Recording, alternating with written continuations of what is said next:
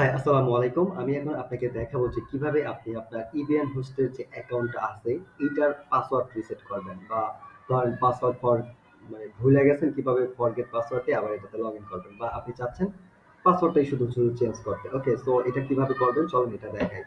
So এটার জন্য যেটা করবেন আপনি সর্বপ্রথম আপনার ইবিএন হোস্টের যেই প্যানেল আছে এখানে আসবেন।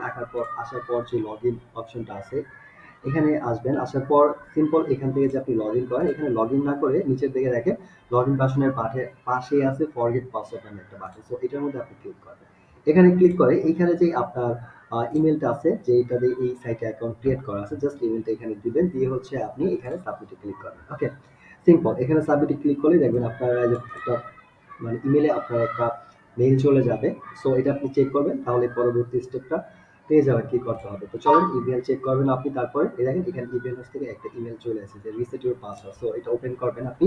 ওপেন করার পরে এখানে আপনি দেখতে পারবেন যে রিসেট ইউর পাসওয়ার্ড নামে একটা জাস্ট এরকম একটা বাটন পাবেন বা লিঙ্ক পাবেন। এটার মধ্যে জাস্ট ক্লিক করবেন। ওকে, এটাতে ক্লিক করলেই আপনাকে রিডাইরেক্ট করে এখানে নিয়ে আসবে এই পেজটাতে। এখানে আপনি জাস্ট মানে নতুন করে পাসওয়ার্ড ক্রিয়েট করার অপশন পেয়ে যাবেন। এখানে আপনি একটা নতুন পাসওয়ার্ড দিবেন, ওই পাসওয়ার্ডটাই এগেন এখানে দিবেন, কনফার্ম পাসওয়ার্ড দিয়ে জাস্ট সেভ দিবেন, তাহলেই হয়ে যাবে। আর একটা জিনিস মনে রাখবেন, এই মেইলটা কিন্তু অবশ্যই আপনি যেই ব্রাউজার দিয়ে হচ্ছে আপনার মানে পাসওয়ার্ডটা রিসেট করার ট্রাই করতেছেন ওই ব্রাউজারে লগ ইন থাকতে হবে। আদারওয়াইজ অন্য কোনো ব্রাউজারে লগ ইন আছেন তখন কিন্তু এটাতে ক্লিক করলে কাজ করবে না, বিষয়টা খেয়াল রাখবেন। ওকে, তো এটা সেম ব্রাউজারে আছে এই জন্য এইভাবে।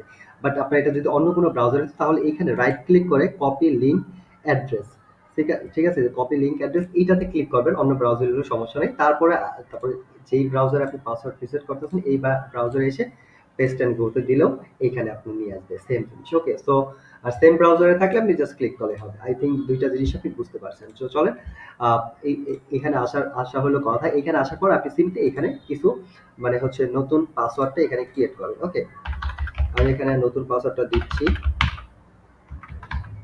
ওকে, নতুন পাসওয়ার্ড,